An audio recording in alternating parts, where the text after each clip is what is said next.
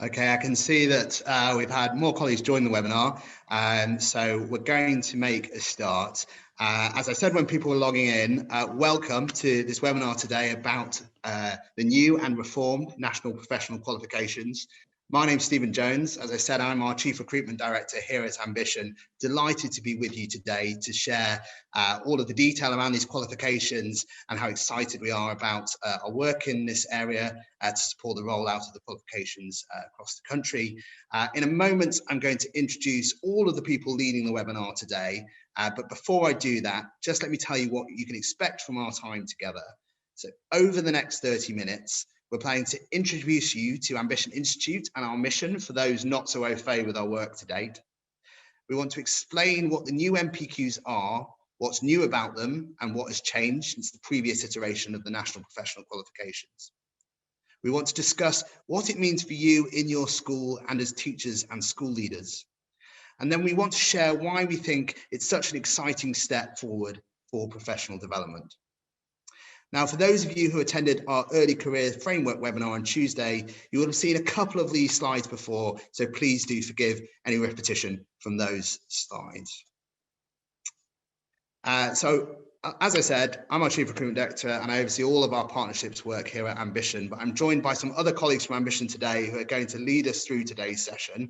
So I'd like just to introduce Mel Hewson, our Director of Programmes. So Mel, if I could just bring you in and ask you to say hello. Thanks, Stephen. Hi, everybody, and thanks for your time this afternoon. Yeah, I'm Mel Hewson. I'm Director of Programmes at Ambition Institute, looking after our school and system leadership programmes, and that involves currently mobilising these reformed MPQs. So really looking forward to taking you through some of the detail this afternoon. Katie? Great.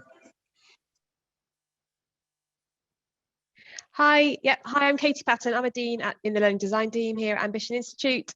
Previously I was a history teacher and Deputy Director of Sixth Form in a South London secondary school. My first love, of course, though, is teaching and trying to get under the hood of learning and how we teacher learning in particular and how we make it happen.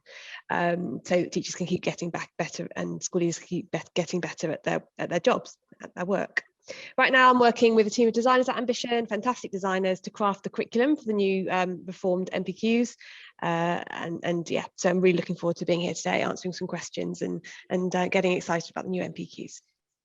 Super, thank you, Katie. And also today, I just wanted to share, we're really delighted to be joined by Kay Shepherd, who's the Director of the Leicestershire and Rutland Teaching School Hub. Kay is going to be sharing her experience of working with Ambition on the MPQs. So welcome, Kay. Really great to have you with us. Thanks for taking time out to join us today. We look forward to hearing from you shortly. So kicking us off, just to share a bit more about Ambition Institute as an organisation. So Ambition Institute is a national education charity with a single aim to tackle educational disadvantage. We do this through high quality and evidence-informed professional development, helping colleagues to keep getting better in their roles as teachers and school leaders. Our children from low-income families are much less likely to go to university and secure a professional job. They're also less likely to own a home and more likely to work in low-paying jobs. At Ambition, we're driven by the evidence that tells us that the single biggest school-based factor in improving children's educational outcomes is the quality of teaching. We know that high-quality teaching can be an equalizer. Expert teaching is particularly important in helping those children from disadvantaged backgrounds to achieve outcomes that are much closer to those of their more privileged peers. We believe that great teachers are a big part of the answer in tackling this. Now, this isn't a stab in the dark. The impact of teachers on pupil outcomes is 3 times that of any other school-based factor. And the evidence suggests that professional development is likely to be the most effective tool we have to improve learning and outcomes for pupils. By helping teachers and school leaders to keep getting better, we believe that we can work towards a fairer education system with more equitable outcomes. So I'm going to bring in Mel now, who's going to talk about that in a little bit more detail and how we then operate that through our programme work. Thanks, Stephen, and welcome again, everyone, this afternoon. I really appreciate your time today because we know that huge reforms are coming, and we also know it's really important that we work together across the sector to build our knowledge around those reforms. So as Stephen says, ambition exists to tackle educational disadvantage. So I'd firstly really like to look at what disadvantage really means, what problems does it create, and how have the MPQs been reformed to aim to tackle this. So it's well known that children from disadvantaged backgrounds don't do as well at school. And the visual here shows the well-versed attainment gap between disadvantaged children and their non-disadvantaged peers that presents itself through their school life. We know that the gap starts early, and already when children start school, it's on average about 4 months. It then doubles before the end of primary school and doubles again by the end of secondary school to just shy of 20 months.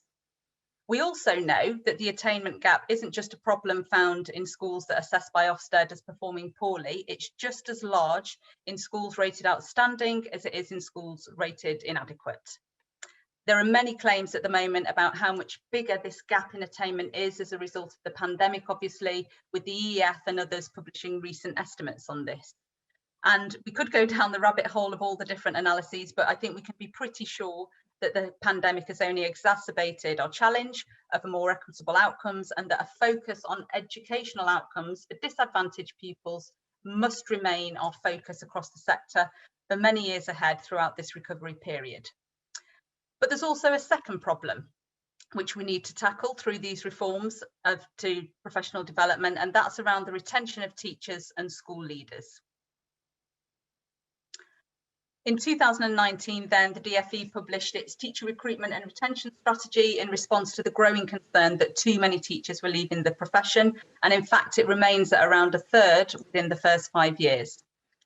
Retention issues we know are mostly acute for early careers teachers, so those in the first 2 years of teaching. And whilst we know that the demands of starting working life are substantial in most professions, it is more pronounced in teaching, where we have a less graduated approach and less experienced teachers are often in at the deep end with high accountability and low support. But the demands of leadership also have a similar effect, with almost a third of head teachers leaving their posts within the first 5 years. So I wanted to firstly look at the evidence base for the reformed MPQs, what's fed into the reforms and how have they been written to aim to tackle some of our biggest challenges in education at the moment. So I'll give you a moment to read a quote on the next slide.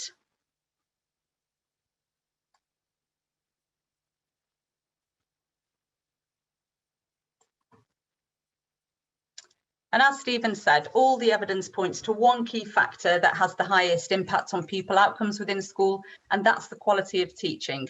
And whilst that sounds obvious, it's very, very easy for the factors to take priority in schools. And instead, we often begin to look at things like intervention groups, class sizes, the number of data drops, book scrutinies, etc. But we need to be really clear on what makes the difference, and that is the quality of the teacher in front of our students and children day in, day out. And this is what the reformed MPQs aim to do, to put the knowledge and expertise around the core business of teaching and learning back at the heart of everything that we do. And in fact, the impact that teachers have is 3 times that of any other school-based factor. And so we really need to focus in on that. Dylan Williams states that for a pupil in our system, if you get access to one of the best teachers, you'll learn in 6 months what it takes an average teacher a whole year to teach. And likewise, if you get one of the worst teachers, the same learning will take you over 2 years. So we know that high quality teaching is an equaliser, and expert teaching is particularly important in helping those children from disadvantaged backgrounds. So how do we get more quality teaching? Well, the evidence suggests that the work of school leaders is the most important factor here. And we can have a look now at some of those factors. And the first point here we've just looked at, and therefore we should pay particular attention to the things that help teachers get better, in particular the role of professional development. And then following on from that, we know that improving the performance of our serving teachers is 3 times more effective than trying to improve our schools through replacement. And we could think of that as love the one you're with. We are better off investing in our current workforce than looking to replace.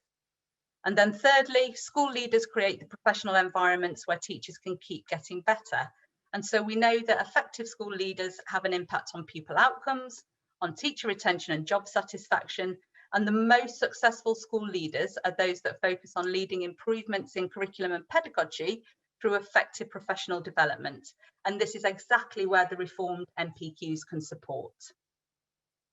Let's take a look then at professional development. And we know that the single biggest factor in improving children's outcomes is the quality of teaching.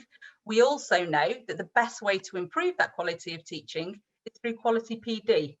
It's much better than grading lesson observations, assessing teachers against teacher standards or performance related pay. And it's also a really good way of tackling those retention challenges that exist in the sector at the moment. However, we also know that the quality and consistency of PD across the sector is variable, and often it doesn't have the impact that we want it to have. And in fact, 40% of secondary school teachers feel that CPD has either little or no impact at all on their classroom practice. And many classroom teachers also report that abandoning inset days altogether would have no negative impact on their teaching.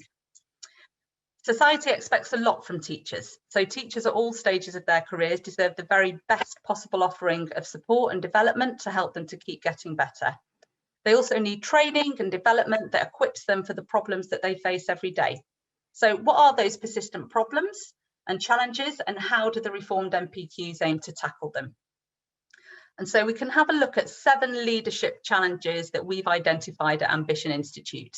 And we've drawn on research, practitioner perspectives and scrutiny from our academic advisory group to shape and define the persistent problems that school leaders face. And you can see those persistent problems here. So everything from how do I set my school culture, how do I organise my curriculum, behaviour is a really key one, admin, how do I develop myself? And so we've reviewed a huge range of literature about leadership, schools and other relevant topics. We've also conducted interviews with successful school leaders in a range of leadership positions. And so on the next slide, we can demonstrate the categories and the types of persistent problems experienced by school leaders and how they map across to the areas of the reformed MPQs. So down the left-hand side there, you can see the 7 persistent problems. And on the right-hand side, we have the domains of practice that are all specific to the school context from the reformed MPQ frameworks. These are also founded on research and evidence, and the 10 areas attend to both the specialist areas of school leadership, like curriculum and assessment, but also approaches to school improvement, like professional development. And this means that every part of the reformed MPQs are as relevant to schools as possible. And these 10 domains of practice, as you'll see now, can map very closely to our 7 persistent problems, because both have been drawn from robust bases of evidence and experience.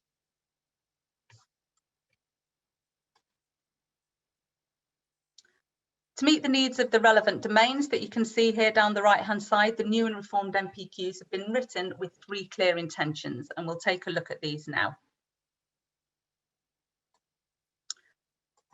Firstly then, the reformed MPQs are underpinned by the latest evidence of what works.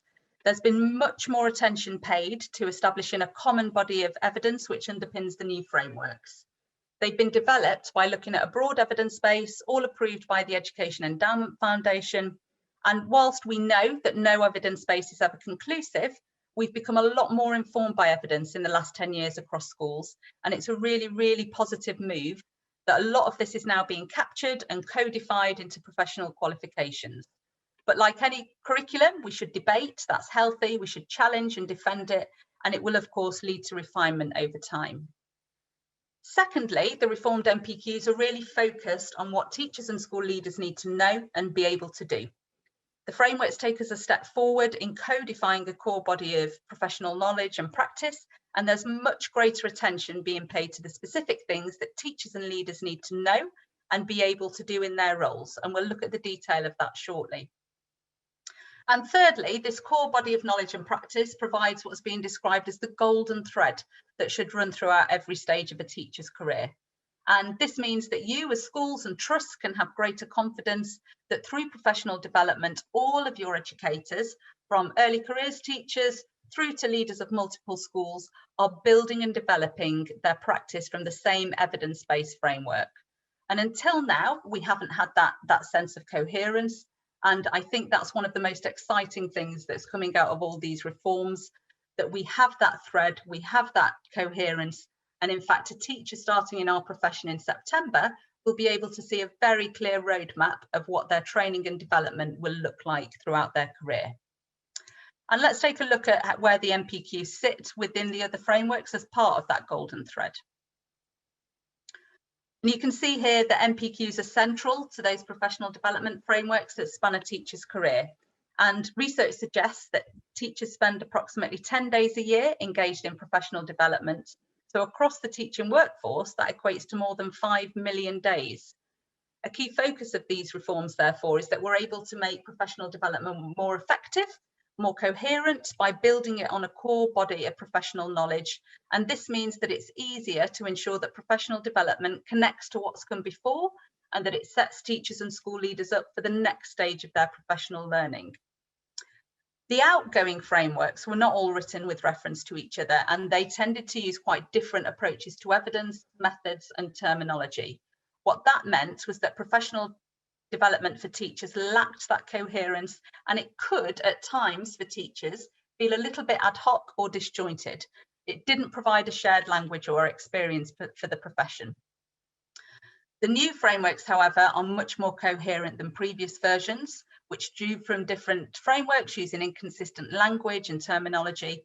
And the intention is to create a much greater sense of that golden thread within the professional qualifications as teachers progress through their training. Hopefully then you have a bit of a better sense of what the MPQs aim to achieve, and we can look now at the qualifications themselves.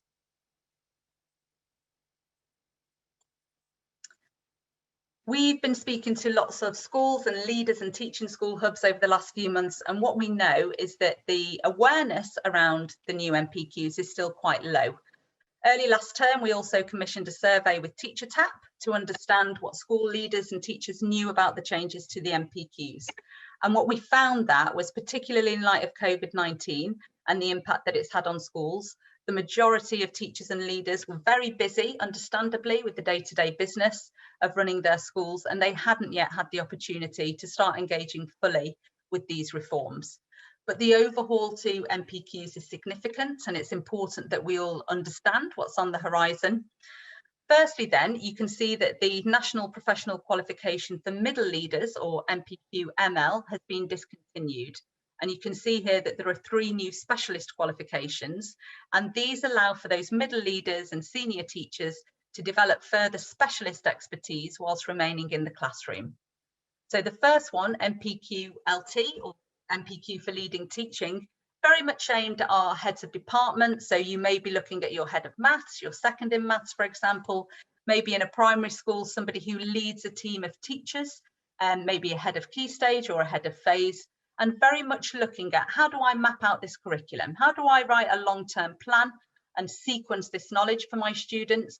How do I ensure that my team are using the very best pedagogy and making the best decisions in their classroom? MPQ for Leading Behaviour then, or Behaviour and Culture, might be for your senior leader who leads behaviour across your school. It might be for a head of year, for example. And then MPQ for Leading Teacher Development, very much aimed for those in roles in schools who run professional development. They may be mentors, they may take care of your initial teacher trainees or your early careers teachers. The remaining leadership qualifications then for senior leadership, for head teachers and executive leaders retain the same names as the previous qualifications, but they are essentially new programmes of study. They've been extensively reformed to give a more comprehensive induction to the core knowledge and practices required by those who lead schools. Who do schools go to then for your MPQs? What's your next step? Would you go to a teaching school hub, or would it be an organisation like Ambition Institute or one of the other lead providers? Let's take a look then at 2 key changes that have taken place, and we can think of these changes in 2 buckets. Firstly, there's a bucket of reform which relates to specific frameworks, standards, qualifications and evidence base around professional development, and we'll go into these in a little bit more detail shortly. Secondly, there's a bucket of reform which relates to the mechanisms and the infrastructure by which professional development is delivered. And it's worth mentioning now to clarify who is delivering what for schools around the MPQ provision. Nationally, there are 9 lead providers, and they will be working with delivery partners and teaching school hubs, and those partners can choose who they want to deliver through. So Ambition Institute is one of those 9 lead providers nationally.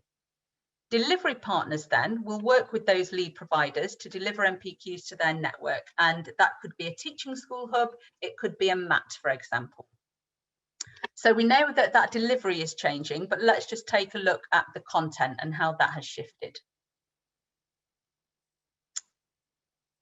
These then are specific examples of the kinds of changes we're describing, moving very much away from generic language and to school-focused knowledge. This one here from MPQML, adopt different leadership styles to ensure the team meets its objectives, and the statement from the NPQH required them to be an inspiring leader in a range of different situations. So these are statements from the outgoing legacy NPQ frameworks. And I think the question that we're asking is, what did these really mean? Are they helpful in terms of developing effective school leadership? And it's not necessarily that these are bad statements, but there's no causal link between leadership training that focuses on training leaders to try and be a bit more inspiring or to adapt different leadership styles and the direct impact that those have on the challenges such as retention and disadvantage. And in fact, in the years since we've had this dominance of transformational leadership in the sector, the disadvantage gap has got bigger and teacher retention has become a lot worse. You can see that there's little mention here in the outgoing frameworks of the actual things that we want teachers to know and be able to do, but that's changing too. So let's take a look. This then is an example taken from the reformed MPQ framework, and you can see here that the content is written in a format that mirrors that of the early careers framework, and you really get a sense of coherence through that and through the evidence that comes through in the language that's used. There's also much more granular detail here, and it sets out what we want teachers and leaders to know and to be able to do, and it's this granularity that gives us a much more detailed and a robust framework to work from. We'll take a little bit of a deeper dive then now into the specialist qualifications, and you'll see on the next slide that these 3, as I said, replace the MPQML. And the first thing to note about the specialist qualifications is the depth of the course.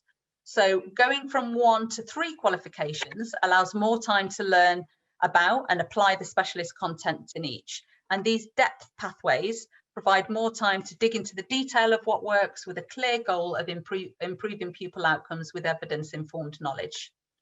Secondly, progression now doesn't need to mean promotion out of the classroom. There can be a tendency in any sector, but I think particularly in teaching, that we think about career progression as moving up into leadership roles and out of the classroom. In a school context particularly, it can create pressure on teachers to equate progress with moving away from what they love and what they're best at, which is teaching pupils in the classroom. And so these reformed specialist MPQs validate educators who choose to focus on developing their in-class practice through numerous professional development options. And this will really support teachers and help to keep them getting better throughout their time in the classroom. Thirdly, it's about relevance, and all MPQs aim to provide what teachers need to know. This means that knowledge and skills relevant to educators, how we develop excellent culture, how to implement change, and how to develop and bring staff along with you through professional development. So as an example, a teacher on MPQ for leading teaching can learn about how to design a great curriculum whilst also developing actionable insights into how they might best implement it. And we'll take a look now at the 3 leadership qualifications. Now, the leadership MPQ frameworks are longer than their specialist counterparts and cover more leadership areas, because the work of senior leaderships in school is obviously more complex and multifaceted. Senior leaders require a well-rounded view of school leadership beyond just their current areas of responsibility, and a really clear understanding of how the different areas of leadership interact. They also reflect the reality of leadership in a school context and provide practical knowledge of how to lead and manage in a school setting, such as how to create the conditions for staff and pupils to thrive. The new frameworks also seek to map out what best practice means for schools in a move that takes these MPQs again away from a more generic approach to leadership and towards domain-specific knowledge, particularly what does leadership look like in education. Leadership professional development has often been focused around personal traits, such as qualities like being dynamic and charismatic, but the reformed MPQs pay much less attention to generic management and leadership styles and pay more attention to the knowledge and skills that school leaders need to tackle the persistent problems of their daily roles. So that's the what of the MPQs, and we'll take a look now at the how. How have we structured our programmes at Ambition Institute to fulfil those qualifications? Here you can see at a course level the overview for all the MPQs. You'll see the specialist MPQs, those top 3 rows there, are all 12 months long. And at Ambition Institute, we've divided the programmes into 6 courses, each lasting a half term. The leadership MPQs are all 18 months long and are therefore made up of 9 courses, again, 9 half terms. And this is so that participants can complete 1 course per half term for the duration of the programme. We'll take a look now at how the programme might be structured over 12 months. I think it's important that you as teachers and leaders leave today with a really good idea of time commitments and how these programmes can fit into your day-to-day working life. This is the programme overview, just as an example of one of the specialist programmes, which again lasts for 12 months. So the programme kicks off with some online induction, which we will provide with participants around their programme orientation, time commitments, programme journey, etc. The induction is then followed by 6 half-termly courses. So you can see each of these dark blue blocks here would last for half a term. Within that, there is some face-to-face delivery, a 2-hour clinic as we call it, but actually lots of weekly inputs, so 40 to 50 minutes a week, where participants would be engaging on a platform and self-directing their study through a series of weekly modules. A key difference to note here, and I think this is really important for potential participants, is around the assessment window. And if you've completed an MPQ previously, you'll be aware that on the current frameworks, there are projects to implement, and then it's the write-up of those projects that's submitted for assessment. And in leading to these reforms, the Department for Education have really listened to concerns around workload and the pressures of completing projects and writing them up alongside a busy full-time job. And so the assessment process has changed dramatically. There are now, in the new frameworks, no projects to be implemented, and instead assessment will take place at the end of the programme. So at the end of a 12-month programme, there'll be an 8-day window where participants will submit a response of 1,500 words. And I think that change to assessment really does make it more attractive to our potential participants and much more manageable to engage in these qualifications alongside their day-to-day work. We've really focused on structuring our MPQ programmes to be as flexible and supportive of teachers' needs as possible. And happy to direct you to a blog on this topic if flexibility in studying the MPQs is something of particular interest to you. So I hope that that's given you a little bit of an idea of the evidence base that fed into the reforms, why things are changing, why we think that that level of coherence or that golden thread will have a really positive impact on our workforce and therefore our students. And what I'd love to do now is invite Kay to speak. And Kay is a director of one of our teaching school hubs that we're partnering with, and we'll just invite her in to talk through a few of these questions. So hello, Kay, and welcome. Hello. For being here. It's lovely to be here. Thank you. Thank you. Lots of busy children near you. Oh yeah, sorry. I'll shut the window in a second. Don't worry, that's great. So obviously, as we've just been through, there's lots and lots of change coming our way, lots for us to get our head around. So firstly, I wanted to ask, how have you kept up to date with the changes, and any first thoughts about the reforms that are heading our way? Yeah, so sort of working with you and the team at Ambition, I feel like I've had the chance to keep a little bit ahead of the changes as they've come into place. That's been so beneficial for me. And in terms of my immediate thoughts, what I really love about the new MPQs is that for me they represent professional development in an area that teachers are really passionate about. And I think it's so important that teachers can specialise in their passion, because that's going to drive them to make the change and improve in an area that they really, really care about. So I think for me, that's my immediate sort of reaction to them. And then there's also the local aspect. Our hub, we're all about collaboration and building ourselves up by building each other up, and that community aspect as a local provider means we can support people within the context to build each other up and build themselves up, which again is so important.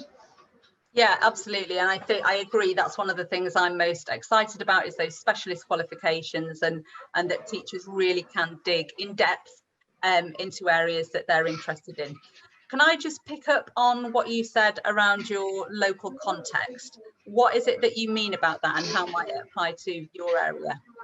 Absolutely. So in Leicestershire and Rutland, I think there's real potential to join up our sparsity areas and those schools who may not sort of in general day-to-day life be really connected to those schools around them, because there's no schools around them in a geographical area. So I think the new MPQs have a potential to reduce those boundaries and make sure that those schools are connected. The other boundaries I think that are really key to being sort of blurred and reduced by the MPQs is those ones between SEN schools, primary and secondary sector, which means that everyone can get a really great teacher, which is what all those students deserve. And by doing an MPQ, it sort of can cover all sectors, which is really, really positive for me. Yeah, absolutely. And I think the intention with the early careers framework and the MPQ frameworks is very much that we're all working from the same evidence base, using the same language. And I think once that starts to bed in, absolutely it will have a positive impact on breaking down those barriers, won't it, across the different schools that you just spoke about. So obviously you and I spent time together. We've been working on our partnership and going through some of the detail. What would you recommend that leaders now do who are thinking about putting some of their workforce onto these MPQs? What do they need to be thinking about? I think one thing in the previous MPQs that I'd always advise leaders with is thinking about how many they're going to put on, because obviously it was project based, and what we found was that if a lot of people in your school were doing a project, it would pull the other staff in a lot of different directions and they would try and do the project work. However, this reform of not having that project base and having the assessment at the end means that pulling of other staff just isn't a thing anymore. So it's massively beneficial, I think, to schools. If school leaders are thinking who they want to put forward, it's actually not going to take that time away from other members of staff who aren't on the MPQs. But saying that, because everyone's working from the same knowledge base, there is still a real cascading effect of the knowledge that anyone on your MPQ is learning. So I think that's really brilliant, and you're not competing, and there's not lots of different theories coming in to the classroom and to your staff through the different MPQs. We're all, like you said, singing from the same hymn sheet. So I think it's just about what are your staff brilliant at, what are they passionate about, and how can you use either a specialist MPQ or an SL or maybe a headship to really develop that for them and with them. So that's what I talk to leaders about, really, when thinking about who and what their MPQs might look like. Great, really great points, and I agree. I think with the reformed qualifications and the way that they've been designed, it's important to say that up to 60% of participants' time will be spent on a platform, and that'll be independent work. So what you won't see with the reformed MPQs is lots and lots of time outside of the classroom. And as you say, Kay, that means that you can put multiple people onto different qualifications, because it's not going to impact on all that time out of school. And you're absolutely right. The second point is the one I'm most excited about, which is they are all working from the same evidence base. So we're not going to see those clashes. It'll be much more coherent, and the language and the priorities for people coming from different qualifications will all still very much align. Thanks, Kate. And then finally, why there are 9 lead providers nationally. What was it that led you to partner with Ambition Institute on the MPQs? I think sort of initially your reputation for developing teachers at all levels, and then when sort of looking into a bit further, your approach to the MPQs and just the flexibility that it gives staff. Like you said, I really want staff to be doing what they do best, and that's being in front of the children and giving them a really great education. And I don't think improving your CPD is necessarily great if it takes you away from those children, but your program doesn't, which really appeals to me, to make sure that, you know, teachers are there with the children, and it really gives staff an option to collaborate and work together, and that's what Hub's about, really, the collaboration element. And I do think that is what your MPQs sort of give us, and day to day, like the support you've had for me has been absolutely key. I have probably been a huge pain, but we have got access to one really great person, and I send her massive questions, tiny questions, and she answers them really quickly and really politely, even though it might be the 5th email of the day that I've sent her. And you know, you've got toolkits and things like that as well, which I think has really helped us promote the MPQs. So yeah, a big shout out to our account manager, who has been an absolute star through the whole process.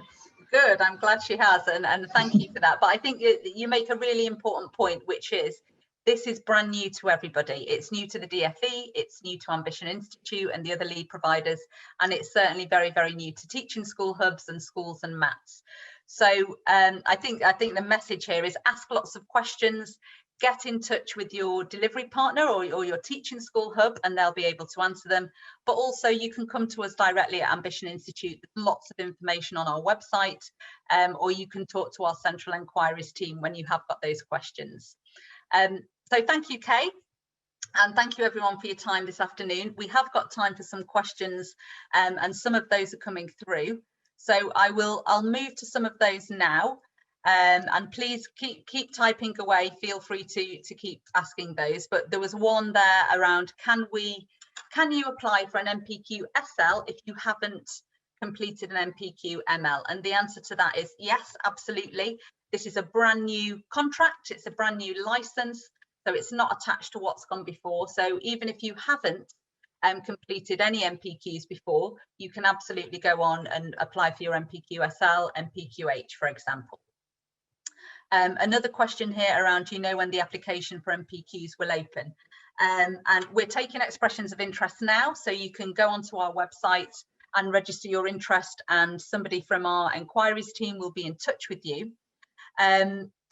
Applications will open as soon as we have confirmation from the DFE about funding and numbers and things, but certainly that process is ongoing, and you can get involved in that process on Ambition Institute's website.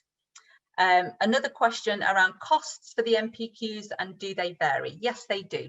So what we do know, we don't know the detail of funding yet, but we do know that MPQs are likely to be generously funded, and some of them may be universally funded. But where they're not, the costs for Ambition Institute for the specialist qualifications will be £900. For the senior leadership qualification, it'll be 1,140, and then for MPQH, it will be 1,980. All of that information is on our website, so don't feel you have to scribble things down. Please do visit our website, and there's lots of information there. Is delivery done locally or centrally? These have been designed to be as flexible as possible, and the requirement from the DFE, for example, on a specialist qualification, is that participants complete 50 hours over the 12 months. And actually, over those 50 hours, only 8 of the hours need to be face-to-face. So it's a very digital experience, and lots of facilitated sessions will be taking place on Zoom, like now. The conferences that happen at the start of each qualification will be delivered face-to-face, and we will be delivering those regionally. So depending on where our participants are coming from, we will be delivering those in regions to make it as convenient as possible for participants. But then after the conference, many of the other sessions are then done online to try and make it as convenient for you as possible. I'm just reading through some of these questions. Can you apply for an MPQ LT if you are not a key stage leader or phase leader? Yes, and the requirements from the Department for Education are really clear here. So you don't need to be in that role, you just need to have aspirations to be in that role. So if you're a maths teacher, but you really feel as though your next move would be to be a head of maths, then absolutely, as a maths classroom teacher, you can apply for an MPQ leading teaching.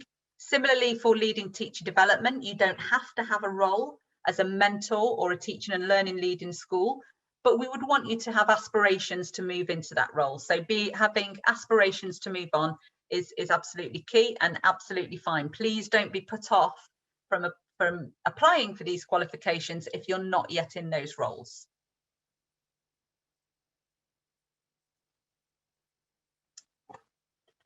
Third one, is there a list of teaching school hubs that are running the course locally anywhere, please? And yes, there is. If you go to our website again, you'll be able to see on a map which teaching school hubs are delivering. If there isn't a delivery partner in your area, then we are running all of these programs centrally, and so you could come onto one of our central programs and do all of the MPQs directly through Ambition Institute. Katie, I don't know if you're reading through any of these and you want to come in on any of the design related ones. Hi, yeah, there's one here about do you have to do a whole school project to complete the course? Absolutely not. That's the requirement that's gone through the assessments. Particularly on the leadership programs, you likely are leading whole school projects. You likely are implementing changes and interventions in your setting as part of your role and your work. It's just not a requirement of the course to write those up. What we'd like to think is as you went through the course, you'd learn lots of valuable information and read lots of evidence and do lots of tasks to support you with the implementation of those whole school projects, but it isn't a requirement of the course that you're doing a whole school impact project or whole school project to apply for or complete the course. And if it provides any more clarification in terms of the assessment window, it's almost, I think that probably the closest way of describing it, Mel, I think you'd probably agree, is like an open book exam. So you'd get a case study that you'd respond to, but you would have access to all of the course material that you've studied to support you to kind of answer those questions. So by open book, it means you'd have access to all the content. So hopefully that answers that question. Andrew Oldham. Brilliant, thanks Katie. Another one here, a logistical one. When will the successful applicant start the qualifications next academic year? All qualifications begin in November, and the plan is that there will be 2 cohorts per academic year, and that's the same for all lead providers, not just for Ambition Institute. So cohort 1 will begin in November, and then cohort 2 will begin in the February. And then in following academic years, we will stick to a September and a February start. So 2 opportunities throughout the academic year to begin your qualifications, and that's the same across all of the qualifications. There's a question here around, can you partner with a candidate from another school? And this sounds as though it's somebody who knows the design of our programs already. And on all of our qualifications, participants will have a buddy.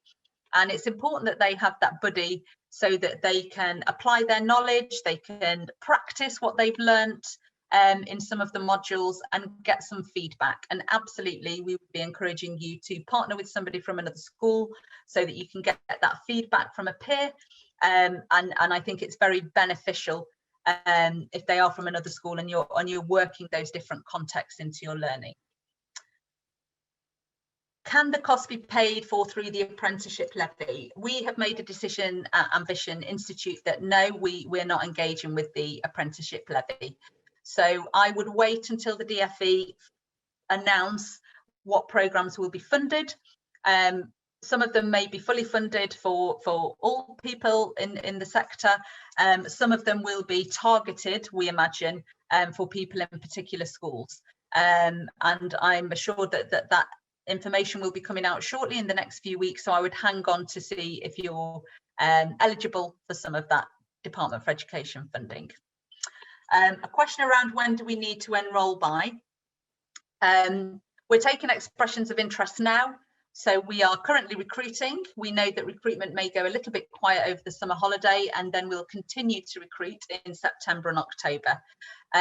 If you can get your application in now and your expression of interest in now and guarantee your place, I think that's beneficial. But certainly we will be continuing to recruit into the autumn term, ready for a November start. Mel, there's a couple of questions about how relevant the qualifications are to the role, specifically the specialist ones. So a couple of people saying either I'm actually quite senior, got quite a senior role, can I still do one if I'm not teaching, or the opposite, like I haven't got a leadership responsibility, or I'm the only teacher in my school of this subject, so I wouldn't be leading others in teaching, but could I still do the specialist qualifications? Well, absolutely yes, they're entirely geared around developing expertise and knowledge in a particular area of leadership, either working through others or to develop your own expertise. And so in either case, absolutely applicable. And one of the things that's quite interesting is that with the old MPQs, often I think that they were seen as kind of like to get on your CV, like the next step up to qualify you for your next role. Whereas the emphasis here is really different. It's about really developing expertise. So I think it's a perfectly valid option to do a specialist, even if you're a serving senior leader. It might be that, you know what, I've got this senior leader role, but I've progressed up a pastoral route and my knowledge around teaching and learning isn't so strong, and that's going to hold me up in my career progression. So actually I'm going to do a leading teacher specialist qualification to fill some of the gaps due to the route through which I've progressed. And I'm speaking as someone who progressed as a pastoral leader in a school, and I think at senior leadership level that felt like a gap for me. So yeah, there aren't specific requirements in terms of applying for the specialists, i.e. you don't have to necessarily be teaching in the classroom. And similarly, just because you're not leading other teachers in your subject doesn't mean you can't do it either, because you can develop your own expertise. Yeah, and I think there's also a question around pitch there, isn't there, Katie? So as a deputy head, if you're leading teaching and learning in your school, the content from MPQ LTD is absolutely relevant to you in your role. And I would hate for potential participants to miss out on that content because they feel as though it's pitched too low or pitched at middle leadership level. It is absolutely relevant to you in your role. So please don't be put off for applying for those. There's a question around, can you convert from a middle leadership to senior leadership without additional cost? And I think this is relating specifically to our expert middle leader programme at Ambition Institute. We are working on that at the moment, so your programme leader is going to be in touch with participants on expert middle leader. So I'm going to leave that one with Luke, our programme lead, to get in touch with you around that. And I think most of the others we have covered. There's one here, where do I get my application form from, please? I've already registered my interest. What will happen is once you've registered your interest, we will register you with our delivery partner portal, and that will automatically send an email and an application out to you. So if you've already sent in your expressions of interest, then an application form will be on its way to you. I'm aware that it's 4:50 and we said that we would be here till 4:45. So please, if you need to drop off the call, feel free, but Katie and I will hang on for a few moments longer if any other questions come through. This is a key one, Katie, and probably one for you. With the final assessment, we're aware that it's a 1,500 word submission. Is that a write-up of the impact to school that's taken place over the 12 months, or is it something different? No, it's something different. So we are designing our case studies. It's like, so we're not completely sure yet exactly what that assessment will look like. But essentially, it's not testing the impact you've made as a leader. There are so many variables on that. It would be very hard to say the course is responsible for this impact of you as a leader. What the department are really seeking to do with this assessment is to rigorously test your knowledge of the framework, like how far you have embedded the knowledge of the framework and the evidence base that underpins that framework, and how well you're able to apply it to some scenarios, case studies and questions. So you'll be presented with a case study, and then you'll be expected to respond based on your learning over the 12 or 18 months of the programme, like what what you've learned that would support you to respond to that scenario, and you'd write up your response to that kind of case study scenario that's been set up for you. So no, it wouldn't be, because assessors have no way of demonstrating. Like if you're writing in your response, oh yes, I've made loads of MPQs, the assessor who's looking at your script doesn't actually really have any data to validate that anyway. So this is a kind of a rigorous and robust, accurate and reliable way of assessing participants on a kind of a fair bar against the assessments. Thanks, Katie. And one more for you, and I think we get this a lot, is untangling the differences between the leading teaching qualification and the leading teacher development qualification. So we've got somebody who has aspirations to move into teacher education, but at the moment in their current role, they feel as though leading teaching is more relevant to their current role. Any thoughts or recommendations there? Yeah, so interestingly, one of the common threads, and DFA talking a lot about that golden thread, one of the threads that runs throughout all of the frameworks is professional development. So even on leading teacher development, there is an element of it, which is like leading is about developing others, right? Leading teaching in your department, being a head of department is about knowing best practice, being able to embed that within your department as well. So there is certainly a professional development thread that runs through leading teaching, and therefore probably if you're confused as to which one to do, that one's better. What then the leading teacher development one is, it dives much more into the detail of the what and the how of professional development. But it's a really interesting qualification, right? Because leading teacher development, more development of what is the thing you're developing? Is it the culture of the school, their cultural and behavioural expertise? Is it their pedagogical understanding? Is it the curriculum in your school? So the PD thinking you'd do on LT would be much more tethered to pedagogy, teaching, instruction, whereas leading teacher development, you probably get kind of a broader set of contexts of the things that you develop, but you'd be focusing on what's common as like really effective ways of designing and delivering PD, regardless of whether you're designing pastoral training for pastoral leaders, or training for new teachers, or training for more experienced teachers.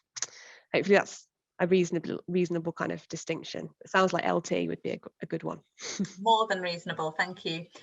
There are a few questions around suitability and eligibility, and can I, for example, complete the MPQ SL if you're a leader in a specialist college? Yes, absolutely. And I think it's important to recognise that the DFE, the intentions here is that this is professional development for all. The intention is that everybody in our workforce is engaged with this golden thread. We're all working from the same evidence base. The question really is whether is that school or that setting eligible for funding. If it's not, then you're still absolutely welcome to apply. It's just that your school or your college would be funding that programme for you instead. Is there an option to finish the MPQ earlier than 12 months?